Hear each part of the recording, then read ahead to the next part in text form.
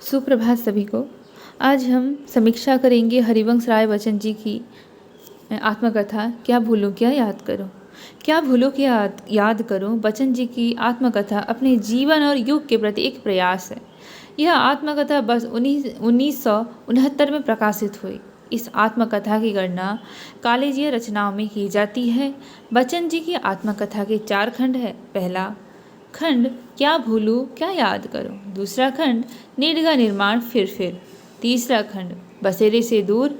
चौथा खंड 10 द्वार से सोपान तक। हिंदी प्रकाशनों में इस कथा का अत्यंत ऊंचा स्थान है। उन्होंने स्वयं अपनी आत्मकथा की भूमिका में कहा है, अगर मैं दुनिया से किसी पुरस्कार का तलबगार होता तो अपने आप को और अच्छी तरह सजाता बजाता और अधिक ध्यान से रंग चुनकर उसके सामने पेश करता। मैं चाहता हूँ कि लोग मुझे मेरे सरल, स्वाभाविक और साधारण रूप में देख सकें। सहज, निष्प्रयास प्रस्तुत, क्योंकि मुझे अपने ही तो चित्रण करना है। मतलब बच्चन जी बोलते हैं कि मुझे अपना ही तो चित्रण करना है। यह आत्मकथा किसी एक व्यक्ति की निजी गाथा नहीं, अपितु युगीन तत्कालीन परिस्थितियों में जकड़े एक भावुक, कर्मठ व्यक्ति और जीवन के कोमल, कठोर, गोचर अगोचर, लौकिक अलौकिक पक्षों को जीवंत करता महाकाव्य है। बच्चन जी ने अपनी इस यात्रा में किट्स से लेकर कबीर तक के मध्य साहित्य को मापा तथा अपने जीवन के धार्मिक पक्षों को उजागर किया।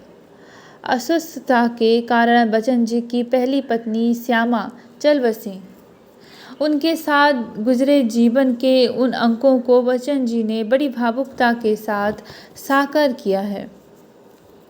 वे सभी युगलों के लिए एक प्रतीक बन गए।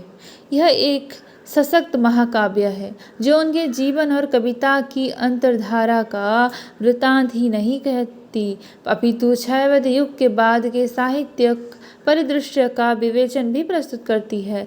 यह आत्मकथा हिंदी साहित्य के सफ़र का मील का पत्थर है। बच्चन जी को इसके लिए भारतीय साहित्य में सर्वोच्च स्थान प्राप्त हुआ, साथ ही सरस्वती सम्मान से सम्मानित किया जा चुका है।